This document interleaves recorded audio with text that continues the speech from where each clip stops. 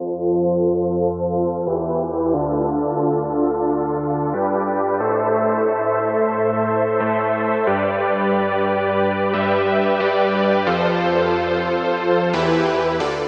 there, it's Stephanie Shea, Chief Astrologer for janspiller.com, and I'm here with your July astrological overview.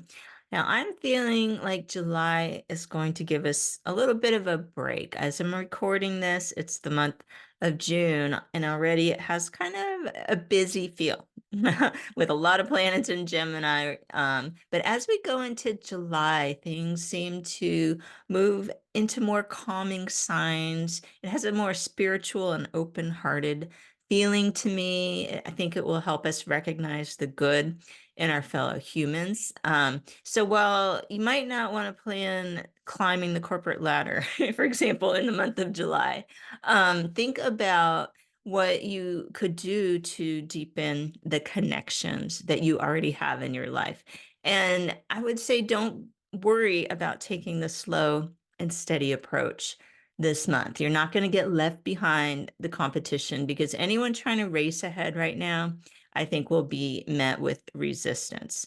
It's true that there's no inner planets in retrograde. This is a good thing. However, we do enter the shadow phase of Mercury retrograde's next cycle on July 17th. So things will start to slow down as the month goes on. For those of you who follow these videos, you know I'm not the type of astrologer to tell you not to start new things during a Mercury retrograde shadow. I believe we can still get that last new thing going before the official retrograde. However, we need to do it much more slowly and mindfully than under normal circumstances. So make those connections, do everything you need to do this month to get ready, because on August 5th, through the 28th, Mercury will actually be retrograde. So you want to get really grounded and organized this month. So the thing that's going to feel also a little bit slow at the beginning of the month is Neptune stationing retrograde. So this is not the same as a Mercury retrograde. Neptune is retrograde about half of the year, all the time. But the days where it's stationing either retrograde or direct can have kind of a fuzzy feel. And it can be really amplified in people's charts, for example, who are Pisces, because Neptune is the ruling sign of Pisces. Neptune happens to be moving through the sign of Pisces right now. But the other signs that interact with Pisces would be, for example, Sagittarius would square that, or Virgo people might really be feeling this because that's the sign opposite of Pisces. Gemini people might be really feeling it, but I think it kind of hits everybody. So knowing that it's stationing retrograde on July 2nd, I'm kind of given the first 4 months, first months, see, it's hitting me already, in the first 4 days of the month to not force decisions, especially. Give Neptune a chance to settle into its retrograde position. After the 4th, it's perfect because then we have a new moon on July the 5th, and things are going to start feeling like they want to open up again and move forward. So, luckily in the US, that's kind of like a holiday time anyway, a little bit. So just, come mark your calendar not to try to force things July 1st through 4th if you can help it. Give yourself a little bit of a breathing room in your schedule. Now, I think, once it's in its retrograde position, it's going to last until December 7th. So then what's happening in the background is that we actually get more access to our subconscious. It can really kick in our intuition. And we might actually have an awareness of things that are harder to see or feel when Neptune is moving direct. So I always advise keeping kind of a notebook going during Neptune retrogrades so that once it's direct again and that window closes, all those aha moments, those awarenesses, those really strong intuitions that you had will be down in writing so you don't forget them and kind of go back to some defaults that actually aren't working for you. So that's some practical tips of how to work with that. Other big astrology this month, there's going to be a square between Jupiter in Gemini and Saturn in Pisces. And this square is actually going to kind of continue the rest of the year. It's exact next month, but we're going to start feeling the effects in July. And let's think about these two planets for a minute. We've got Jupiter, planet of expansion, and it's in this tense angle with Saturn, planet of restriction. What could happen there? I would say that we're poised for more growth in the areas of technology and education, but Saturn in Pisces has been creating more practical base for creative people to become grounded in reality. So we have these themes of technology, learning, creativity, what's sensible. That's the Saturn energy. We're going to feel some tension between people who desire more technological advances and those who wish to keep things the same. The first thing that popped in my mind was AI and the debate over how much creative work should be done by computers instead of humans. We could see a lot of discord around this topic escalating this month, and then in the really through the rest of the year, we'll probably see more lawsuits. Jupiter rules the law, where those in creative professions, such as writing and the arts, are challenging the creators of AI software or companies that are taking our work and giving it to AI. So in our personal lives, we might feel the pull between doing more and focusing on a few things that we can do well. Because again, think about Jupiter wants more, excess, bigger is better. Saturn is saying, let's prioritize what's most important, what is really quality over quantity. So this is kind of a useful blending of these two kind of arguing energies, because we really want a balance.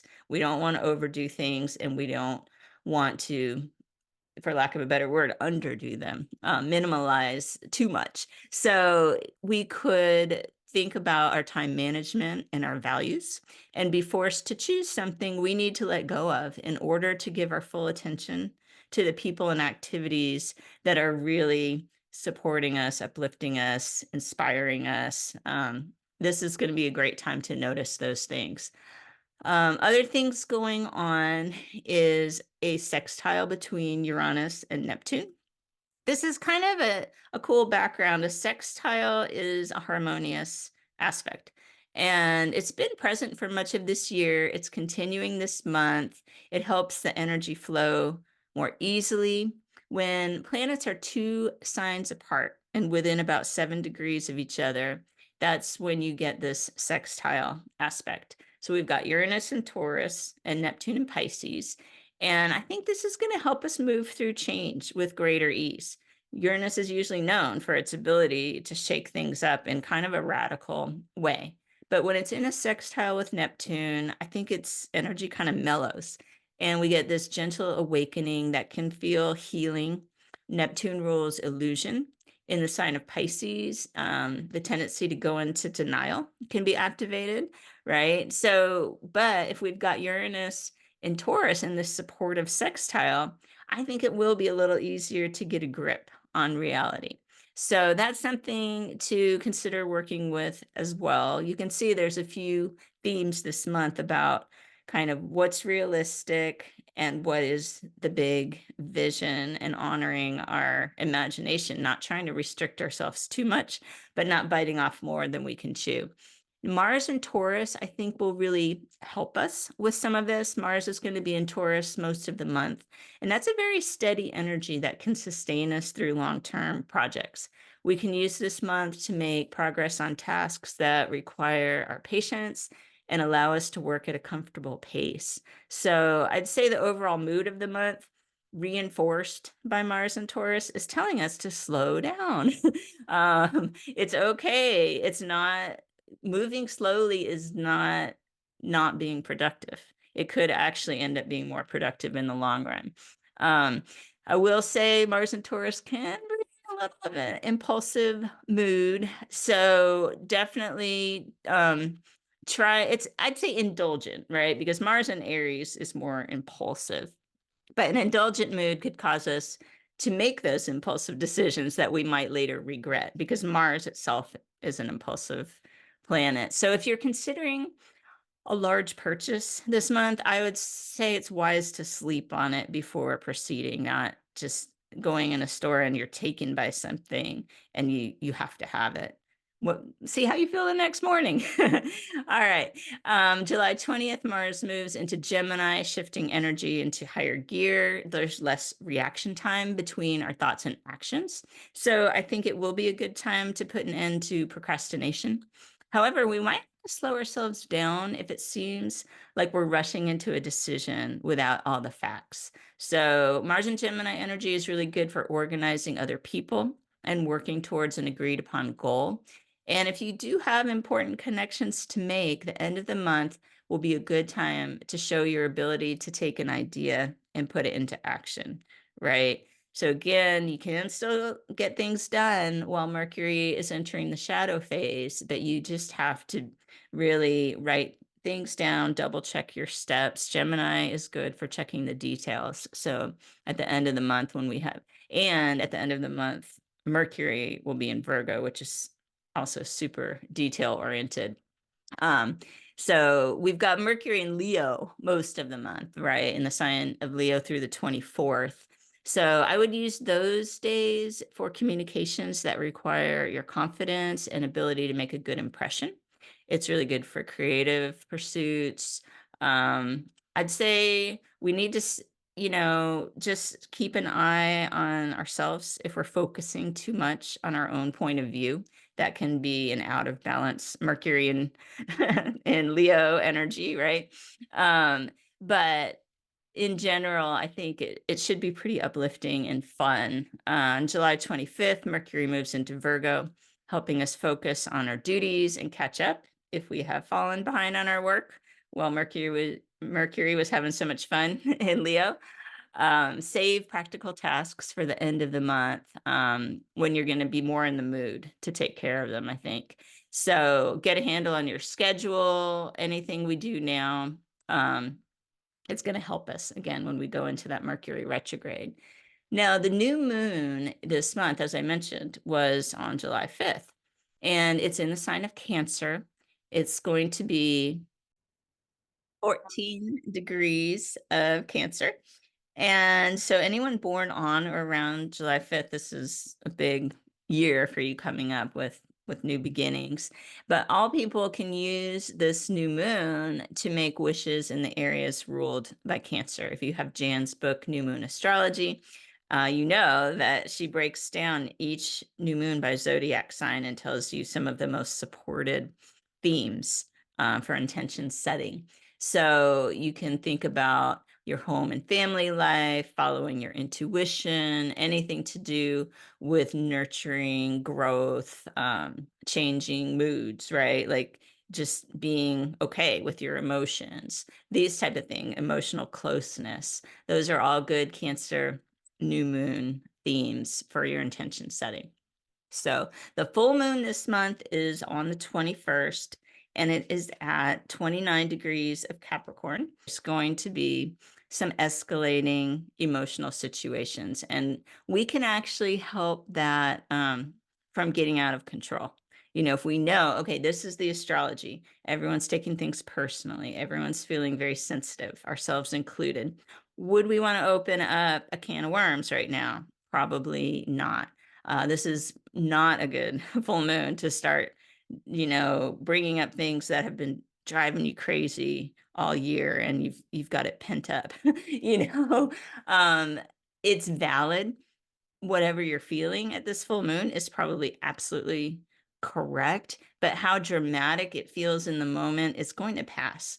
And if you just wait a couple of days until after the full moon, you'll be able to have a much more productive conversation that could actually lead to improving your relationships, where things could really blow up if you try to confront things. So that's my tip for that. We have Venus in Leo for most of the month. Venus is in Cancer up until July 10th. So that it might feel a little more like getting out and about after Venus moves into Leo on July 11th, where it's going to remain until August 2nd. So there's a lot of fun energies. You can see it's really not that much work oriented this month. There's so much going on in Cancer and Leo, and this is more about enjoyment of life and our personal connections. Sure, we have to get our work done, but we don't have to maybe grind as hard as another time. There'll be,